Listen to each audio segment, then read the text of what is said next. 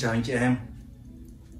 Như đã chia sẻ trước đây thì Giang có mong muốn làm một loạt video để cùng với anh chị em xem cách kết hợp giữa ẩm thực thế giới, tức là các đồ uống trên thế giới và các món ăn trên thế giới, cũng như các đồ uống trên thế giới với các món ăn Việt như thế nào để cho nó phù hợp và nó dễ đến với nhiều anh chị em nhất.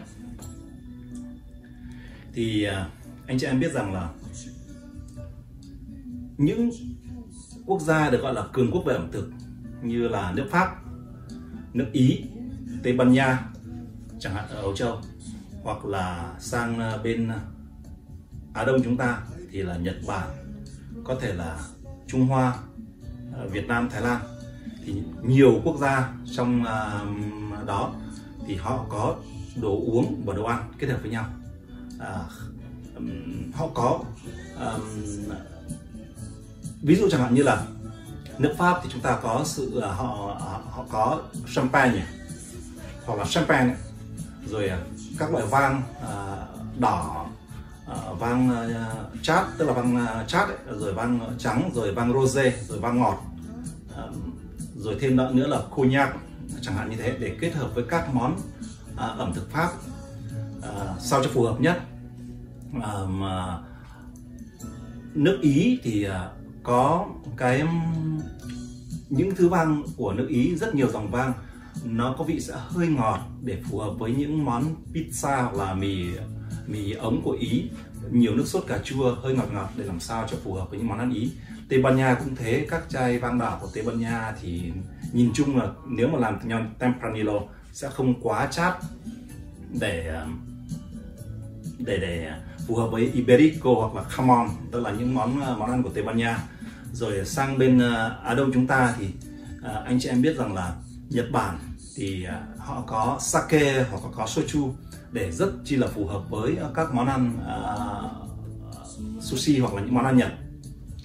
Việt Nam của chúng ta thì về ẩm thực, tức là đúng hơn là về thực, tức là các món ăn thì vô cùng phong phú, vô cùng hấp dẫn và được rất nhiều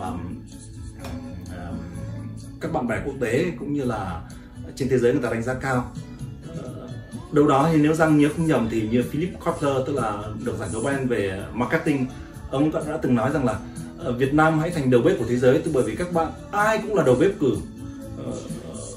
Tức là những món ăn của chúng ta thì rất là tuyệt vời, được Giang tin rằng là được rất nhiều bạn bè quốc tế đánh giá cao. Rồi gần đây trong cái xu thế đấy thì nhiều đầu bếp người Việt kiều sinh ra lớn lên ở nước ngoài và đã thành danh cũng có mong muốn đã và đang ngày càng đưa nhiều món ăn Việt đến với thế giới hơn.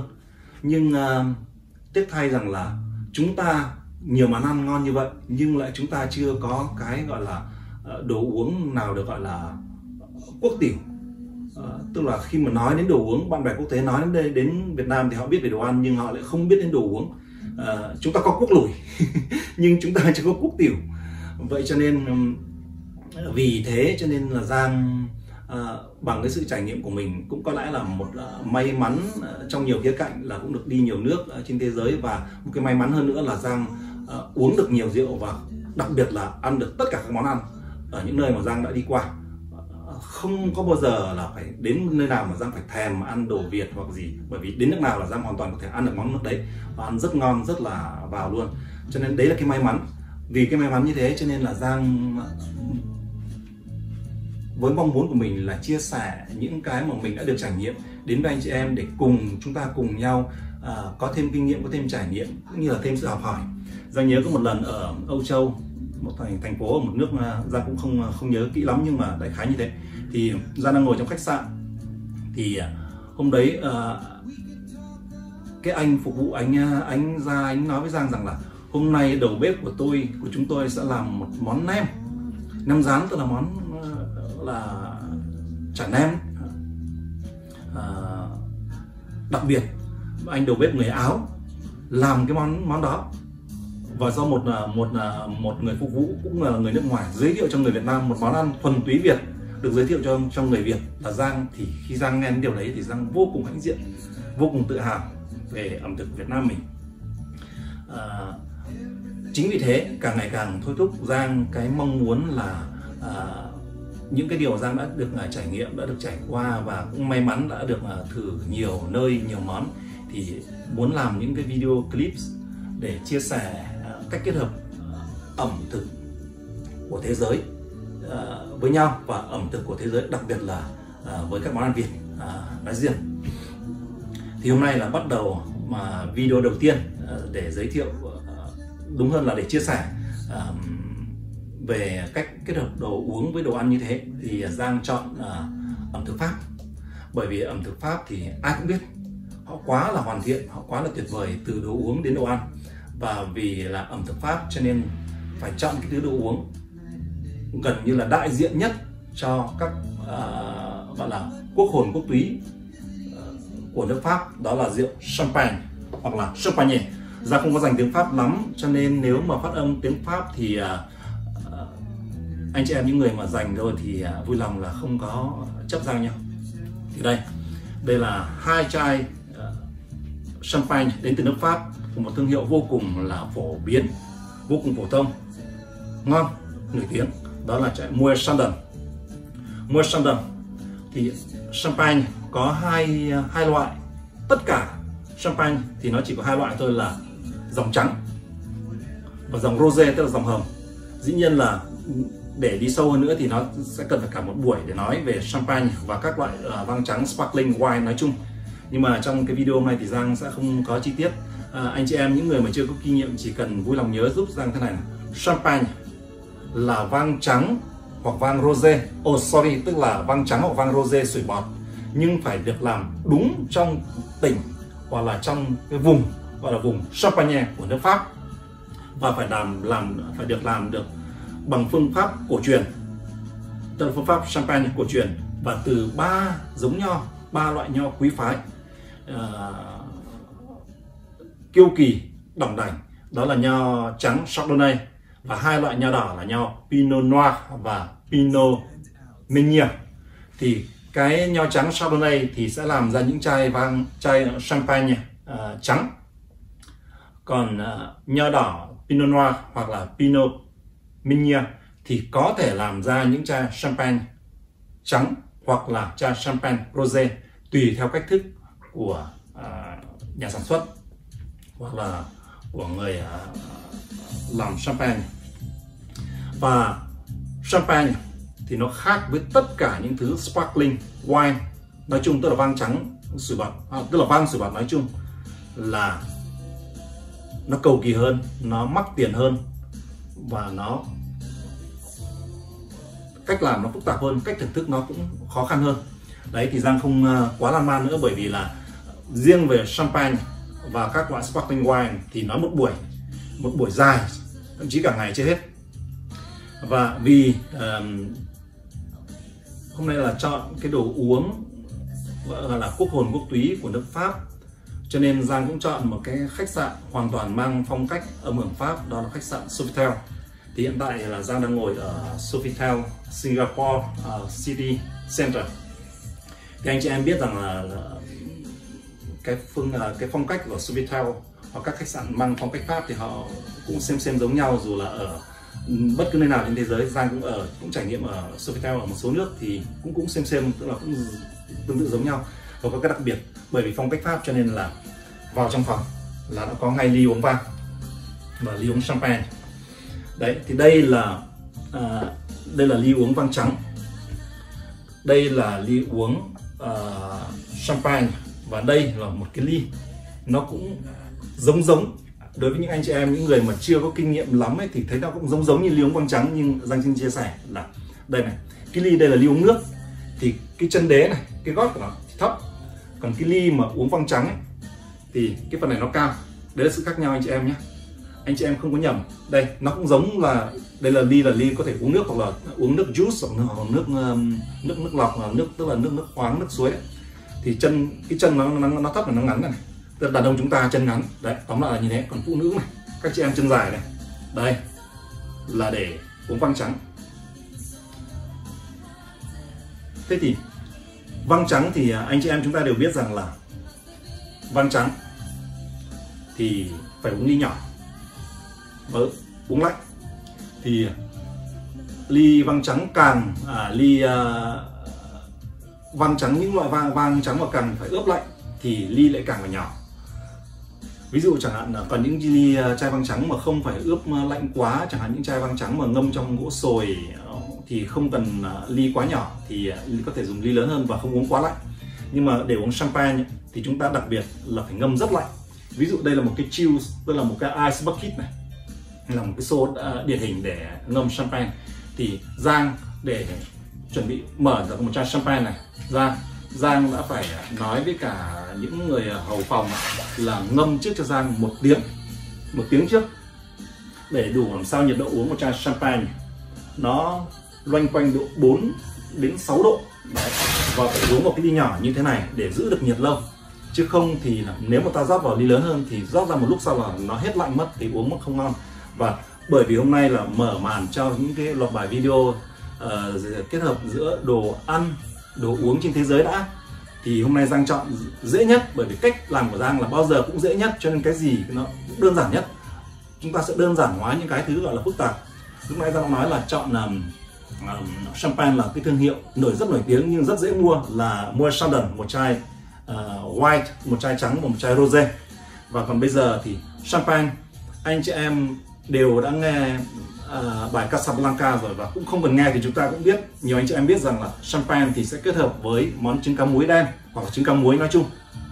Mà trứng cá muối thì nổi tiếng nhất trên thế giới là trứng cá muối Nga, trứng cá tầm muối của Nga, hoặc là cá beluga đấy. Ra không biết dịch ra gì nhưng mà đấy là món đặc sản của Nga, đặc sản trứng cá muối của Nga. Để đây là caviar này, black này, đấy của Nga này. Đây là con beluga này, con cá tầm loại lớn gì đó, Giang cũng không biết dịch ra tiếng Việt là như thế nào, nhưng đây là trứng cá muối của Nga, để kết hợp với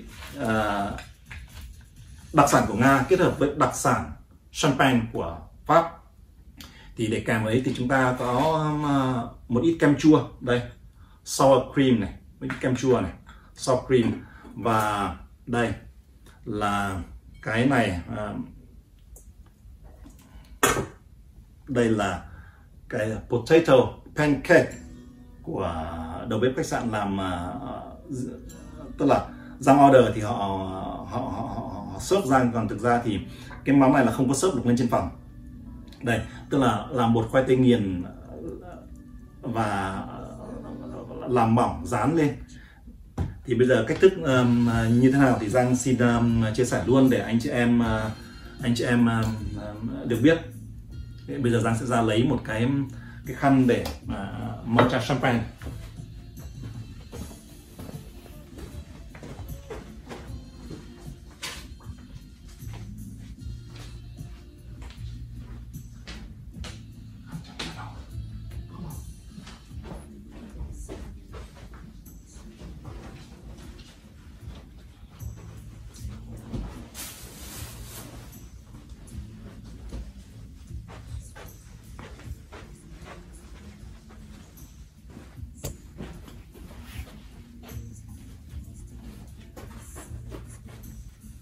Đây, khi chúng ta nhấc chai champagne đã được chill, đã được ướp lạnh, và để như lúc nãy Giang đã chia sẻ là ướp lạnh phải 1 tiếng, thì ít nhất là nửa tiếng, nhưng mà có lẽ là 1 tiếng trong cái như thế này. Còn nếu chúng ta đã có những cái mà tủ mát, tủ lạnh để ướp champagne thì Giang không nói, thì lúc đấy Giang mới mở ra. Đây là cái chill, thì ở dưới họ để cái khăn để thấm nước nếu mà trong quá trình làm lạnh. Và khi chúng ta lấy ra thì chúng ta cũng thấm một cái khăn này luôn cho nước không bị rớt ra. Đấy.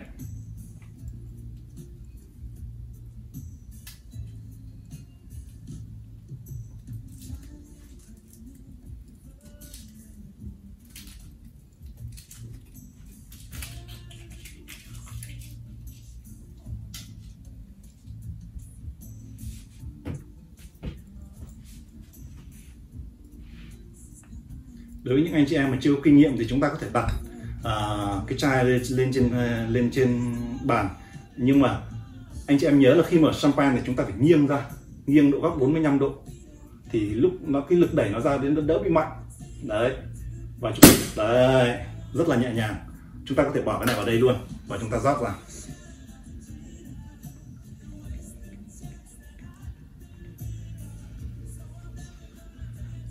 cách rót champagne làm sao là cái bọt nó chạm vào miệng ly nhưng không được sánh ra ngoài, thì đấy là cách rót champagne chuẩn. Và Giang xin chia sẻ thêm nữa là champagne rosé và white, trắng và hồng. Tức là đã trong champagne thì chúng ta phải dùng thuật ngữ rosé chứ không nên dùng từ hồng. Đấy là thuật ngữ quốc tế rồi, nhưng có nghĩa là màu hồng thế này. Thì cùng một loại thì thường champagne và rosé thì giá tiền sẽ mắc hơn với so với champagne trắng, mắc hơn một phần nào đó. Hoặc là những chai champagne mà họ đề niên vụ hái nho đấy thì sẽ mắc hơn, đắt hơn, có nghĩa là đắt tiền hơn so với chai champagne mà không đề. Thì hôm nay Giang chọn một chai Moët Chandon nhưng không có niên vụ, tức là non vintage đấy. Tức là một chai champagne rosé rất là phổ biến và không quá mắc tiền để dễ cho anh chị em. Nào bây giờ chúng ta đã có rồi, chúng ta ngâm tiếp vào. Và thế thì còn bây giờ cách kết hợp với đồ ăn như thế nào thì đây Giang xin chia sẻ. Đây là bộ rau dĩa của khách sạn mang lên, thì chúng ta cứ như thế này thôi, rất là dễ. Chúng ta cắt ra. Thì đối với những ai mà thuận tay phải thì là cứ là tay thuận thì mình cầm dao tay đấy, chúng ta cắt ra đây. Sau đó thì chúng ta phết kem chua lên. Chúng ta phết kem chua đây để Giang đây, vì Giang đang ngồi trong khách sạn cho nên Giang sẽ lấy một cái muỗng, tức là cái thìa bé nhỏ để phết cho anh chị em dễ nhìn. Đây, dĩ nhiên những món này là chúng ta ăn bằng tay đấy, cho nên là trước khi ăn thì chắc là tay của ai cũng sạch rồi. Đây thì chúng ta phết lên đây, anh chị em nhìn kem chua nhé, sour cream đấy. Đối với một số anh chị em mà sai Việt Nam lâu ngày mà không có dành tiếng Việt lắm thì tóm lại là sour cream đây. Và sau phết xong thì chúng ta nhẽ ra có lẽ phải đi tìm cái muỗng, cái thìa nhỏ nữa đây Giang để phết trứng cá lên đây.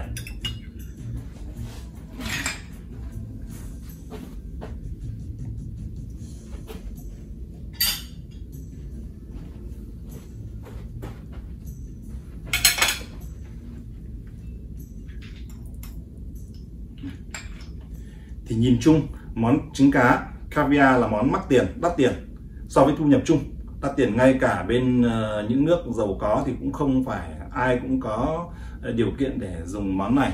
Nhưng champagne với trứng cá muối là món mà dễ nhất, ai trong chúng ta cũng đã nghe thấy rồi. Không, tôi nói đúng hơn là nhiều người trong chúng ta đã nghe thấy rồi.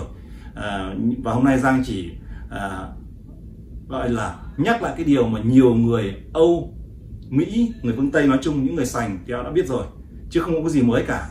Thì hôm tới thì sau video này thì Giang xin làm tiếp một video là chia sẻ cách kết hợp champagne hoặc là champagne với các món ẩm thực Việt Nam. Thì nếu anh chị em không có chê thì sắp tới đây thì Giang sẽ làm tiếp video chia sẻ về cách champagne, tức là đồ ăn, đồ uống quốc hồn quốc túy, hãnh diện của nước Pháp với những món ẩm thực Việt. Còn bây giờ thì xin mời. Cheers.